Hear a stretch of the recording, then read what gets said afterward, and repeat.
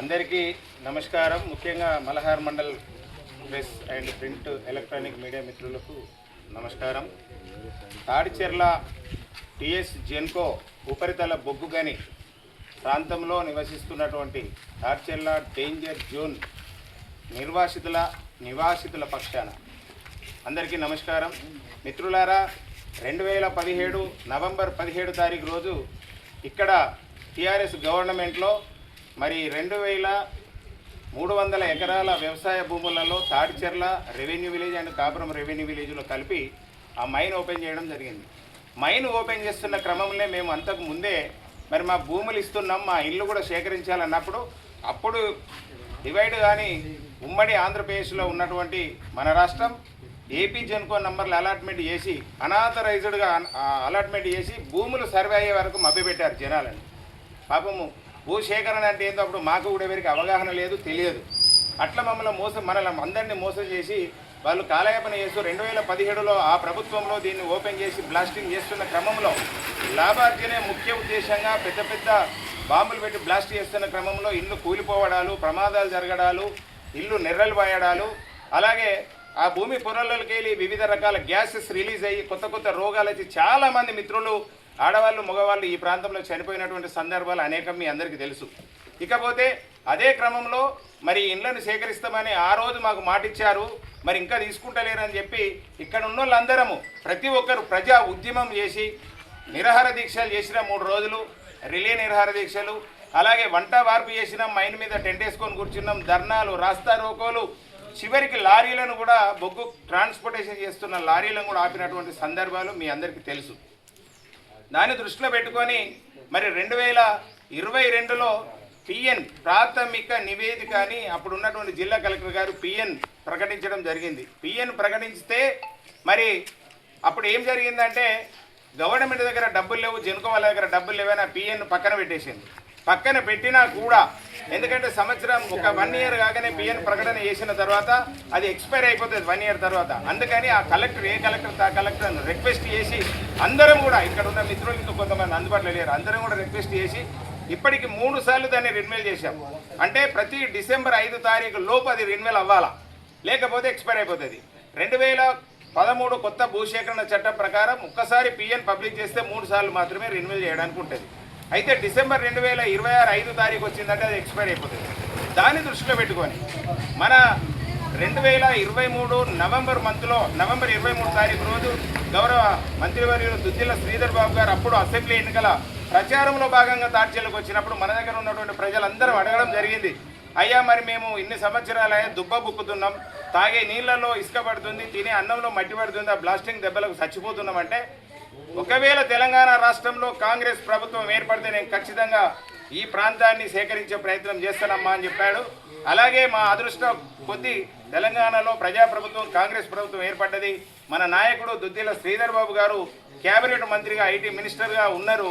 దాన్ని దృష్టిలో పెట్టుకొని గత 28 నెలల నుండి ఇక్కడ ఉన్నటువంటి కాంగ్రెస్ ఈ ఊరికి సంబంధించిన కాంగ్రెస్ నాయకులందరూ ఎక్కడ కలిసినా వారిని విసిగిస్తూ చెప్పుతూ సార్ మరి మనం ఆ రోజు మాటిచ్చినాం తాడిచెర్ల డేంజర్ జోన్ సంగతి ఏంటి అంటే ఖచ్చితంగా చేస్తామని చివరికి హై లెవెల్ కమిటీ మీటింగ్ ఒకటి పెట్టి వారి ఛాంబర్ సెక్రటరియట్ హైదరాబాద్లో ఇక్కడ నుండి ఒక 50 మంది సర్పంచ్ గారి ఆధ్వర్యంలో మహిళలు, పురుషులు, ఈ నిర్వాసితులందరూ ఒక 50 మంది పోయి హై లెవెల్ కమిటీ మీటింగ్ పెట్టి మంత్రి గారు మరి జెన్కో సిఎండి తర్వాత వాళ్ళ డైరెక్టర్స్ అందరిని పిలిపించి కూర్చోబెట్టి ఇది చాలా ఇంపార్టెంట్ అండి, నేను మాటిచ్చిన ఆ రోజు ఖచ్చితంగా తీసుకోవాల్సిందే, లేకపోతే డబ్బు లేకపోతే లోన్కు పోండి, బ్యాంకు లోన్ తీసుకొనైనా అది ఆ సమస్య పరిష్కారం చేయాల్సిందే అన్న తర్వాత వాళ్ళు ఒప్పుకున్నారు.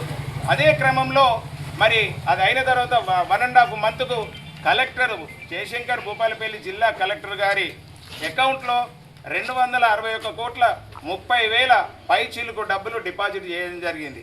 గవ్వేనా డబ్బులని చాలామంది అనుకోవచ్చు.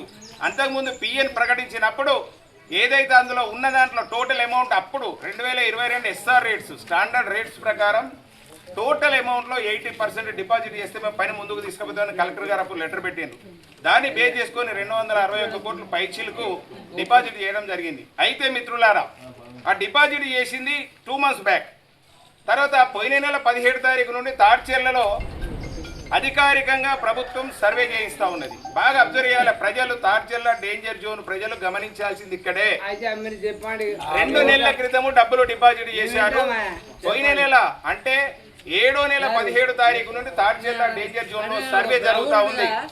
అయితే ఈ రోజు కొంతమంది మేము కోర్టులో కేసు వేస్తేనే ఈ సర్వే జరుగుతుంది, మేము ప్రధానమంత్రికి లెటర్ పెడితేనే సర్వే జరుగుతుంది, మేము రాష్ట్రపతికి లెటర్ పెడితేనే సర్వే జరుగుతుందని మభ్యపెట్టి ఈ ప్రాంతంలో నివసిస్తున్న భయభ్రాంతులతో నివసిస్తున్న అభద్రతా భావంతో నివసిస్తున్న మా ఇండ్లు పోతాయో పోవో అని భయంతో అనుక్షణం బిక్కున నివసిస్తున్నటువంటి ఈ పేద ప్రజల అమాయకత్వాన్ని ఆసరా చేసుకొని ఈ మాయమాటలని చెప్పి వాళ్ళను మభ్యపెడతా ఉన్నారు, గందరగోళానికి గురి చేస్తూ ఉన్నారు. వాళ్ళకు భద్రత అడిగి మా ఇండ్లు పోతాయా పోదా అసలు ఏం జరుగుతుంది? నేను అంటున్నా, హైకోర్టులు గౌరవ కోర్టులు ఏ కోర్టు అయినా తీర్పిస్తుంది. అది చెయ్యాలి అనుకున్నప్పుడు, ఒకవేళ నేను చెయ్యను అనుకున్నప్పుడు, ఫర్ ఎగ్జాంపుల్ దీని మీదనే తీర్పు వచ్చింది అనుకుందాం, జనుకో వాళ్ళు ఏం చేస్తారు, పైకోర్టు పోయి అప్పీల్ చేసుకుంటారు. మా దగ్గర డబ్బులు లేవు, ఈ భూమిలో కోల్ లేదు, మేము తీసుకోము అని కూడా అప్పీల్ చేస్తారు. That is court. కోర్టుకు ఇది కేవలం ఈ తాడ్చెల్ల డేంజర్ జోన్ ఇన్ని సంవత్సరాల తర్వాత ఈ ప్రాసెస్కి వచ్చిందంటే దానికి ముఖ్య కారణం ఈ తాడ్చెల్ల ప్రజల ఐకమత్య పోరాటాలు. అందుకు సహకరించినటువంటి గౌరవ దుద్దిల్ల శ్రీధర్ బాబు గారు తప్ప ఇంకోటి కాదు, దయచేసి అందరూ గుర్తుంచుకోవాలి. రెండవది డబ్బులు డిపాజిట్ అయినాయి, సర్వే జరుగుతుంది. చాలా మందికి అభద్రతా భావం ఉన్నది. ఇంతకుముందే సర్పంచ్ గారు చెప్పినట్టు తాడిచెర్ల పుట్టి పెరిగిన బిడ్డలకు వాళ్ళకి ఇంటి పన్ను ఉన్నా లేకున్నా, వాళ్ళకి ఇల్లు ఉన్నా లేకున్నా, చెట్ల కింద బతికినా. ఇంకొక ఎగ్జాంపుల్ చెప్తా. ఇప్పుడు సర్వే జరుగుతున్న క్రమంలో, అంటే ఈ సర్వే కాదు, వాళ్ళు కొలతలకు వచ్చినప్పుడు జరుగుతున్న సందర్భంలో ఈ ఊరికి ఎవరన్నా బిచ్చగాళ్ళు అంటే ఊరి మీద అడుక్కునేటోళ్ళు కొందరు ఉంటారు రకరకాలుగా, వాళ్ళు వచ్చి ఇక్కడ ఉన్నా కానీ వాళ్ళకు కూడా లబ్ధి చెందే అవకాశం ఉంటుంది. అంటే వాళ్ళు ఉన్నందుకు ఇక్కడ. సో నేనేమంటున్నా అంటే ఎవ్వరు భయభ్రాంతులకు గురి కాకండి. దయచేసి ఇప్పటికే ఈ ప్రాంత బిడ్డలు గత 13 సంవత్సరాలుగా ఇబ్బంది పడుతూ ఎవరెవరినో నమ్మి డబ్బులు వేస్ట్ చేసుకున్నారు. మేము క్లియర్గా చెప్తా ఉన్నాం, మంత్రి గారి తరఫున, కాంగ్రెస్ ప్రభుత్వం తరఫున ప్రతి నిజమైన నిర్వాసితునికి ఖచ్చితంగా న్యాయం జరుగుతుంది. మీకు ఇంటి నంబర్ ఉన్నా లేకున్నా, మీకు 10 ఇండ్లు కాదు 100 ఇండ్లు ఉన్నా ప్యాకేజీ మాత్రం ఒకటే వస్తుంది, ఆ ఇండ్లకు నష్టపరిహారం వస్తుంది అని తెలియజేస్తా ఉన్నాం. ఇక మిత్రులారా ఖచ్చితంగా తాడిచెర్ల డేంజర్ జోన్ ఇవాళ సర్వే జరుగుతుందంటే ఆ 261 కోట్ల రూపాయలు కలెక్టర్ అకౌంట్ లో జెన్కో వాళ్ళు డిపాజిట్ చేసిన దానికి కారణం కేవలం దుద్దిల్ల శ్రీధర్ బాబు గారు, తెలంగాణ రాష్ట్ర ఐటీ శాఖ మంత్రివర్యులని తెలియజేస్తూ మీరెవ్వరు కూడా భయప్రాంతులకు గురి కావద్దు. ఈ సర్వే మొత్తం అయ్యాక ఇదే తాడ్చెల్ల గ్రామంలో పెద్ద ఎత్తున ఒక గ్రామ సభ పెట్టి ప్రజలందరి సమక్షంలో జిల్లా కలెక్టర్ గారు, మన ఆర్డీఓ గారు, మన ఎంఆర్ఓ గారు, గ్రామ సర్పంచ్, మనమందరం కూడా ఆ సభలో ఉంటాం. ఎవరికి ఏ అనుమానం ఉన్నా ఆ రోజు అక్కడ క్వశ్చన్ చేయాలి, మనం ప్రశ్నించితే అప్పటిదప్పుడే ఇప్పుడు చేస్తున్న సర్వేయర్లు అందరూ కూడా అన్నే ఉంటారు. ఆ మీటింగ్ లో వాళ్ళు వెంటనే వచ్చి రెక్టిఫై చేసి ఎవరిది మిస్ అయింది, ఎక్కడ మిస్ అయింది, ఎందుకు మిస్ అయింది అని అలాంటివి చెప్తారు. కాబట్టి ఇంకొకటి, చాలా వరకు నా దృష్టికి ఒక 70 దాకా వచ్చినాయి. ఉదాహరణకు లాల్జీ రాజయ్య గారి పాతిండ్రే అవి. కానీ ఇప్పుడు ఏదైతే సర్వే చేస్తుందో 2266 ఇళ్లలో మరి ఇంటి నంబర్ ఉన్నటువంటి లిస్టులో ఆ పేరు లేదు. అంటే మానవ తప్పిదం. మన వాళ్ళు ఎవరైతే ఇప్పుడు గ్రామ పంచాయతీ సిబ్బంది కావచ్చు, రెవెన్యూ సిబ్బంది కావచ్చు, వాటెవర్ ఇట్ ఎవరైనా కావచ్చు, సర్వే చేస్తున్న క్రమంలో ఆయనది మిస్ అయినట్టుంది. కానీ ఆయన పూర్వం వాళ్ళ తాత ముత్తాతల నుండి తాడ్చెల్లనే బతుకుతున్నాడు కాబట్టి ఆయన భయపడాల్సిన అవసరం లేదు. ఖచ్చితంగా వారికి న్యాయం జరుగుతుంది. దాదాపు 70 మంది నా ఇండ్లు ఒరిజినల్గా ఇంటి పన్ను రసీదులు ఉన్నాయి, పూర్వం నుండి ఇక్కడి వాళ్ళది నా ఇంటి పన్ను పర్మిషన్ ఉన్న రికార్డులో రాలేదు అన్నదానికి నేను సమాధానంగా ఖచ్చితంగా న్యాయం జరుగుతుంది. తాడ్చెల్ల బిడ్డ ఎవరైనా కానీ న్యాయం జరుగుతుంది. మీరు మంది మాటలు పట్టుకొని సోషల్ మీడియాలలో పెట్టి పబ్బం గడుపుకొని పైసలు వసూలు చేసి మేము ఆడ కేసు వేసినాం, ఈడ కేసు చెప్పిన వాళ్ళ మాటలు నమ్మకండి. ఇది కేవలం రాజకీయ ప్రక్రియతోటే ఇది సాధ్యమైంది. ఇప్పటి వరకు రాజకీయ ప్రక్రియ మాత్రమే దీనికి సాధ్యం. ఏ కేసు దీనికి అది చేయలేదు, ఏ తీర్పు అది చేయలేదని తెలియజేస్తూ, ఇక ముందు మిత్రులారా దయచేసి ఇక్కడ ప్రజలకు, అమాయక ప్రజలకు లేనిపోని చెప్పి అగమ్య గోచరానికి గురి చేసి మరి ఇక్కడ చట్టపరమైనటువంటి సమస్యలు వచ్చే అవకాశం ఉంది.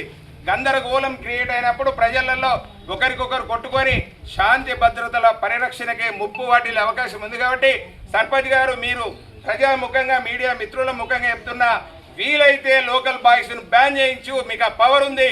లోకల్ బాయ్స్ అనే గ్రూప్లో ఇలాంటివి రాకుండా ఉండాలి, లేదా బ్యాన్ చేయించు.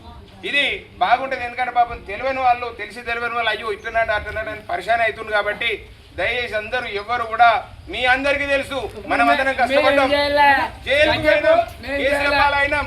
తొందరపడకండి, అందరూ ఖచ్చితంగా న్యాయం జరుగుతుందని తెలియజేస్తూ ముగిస్తా ఉన్నాను. Thank you.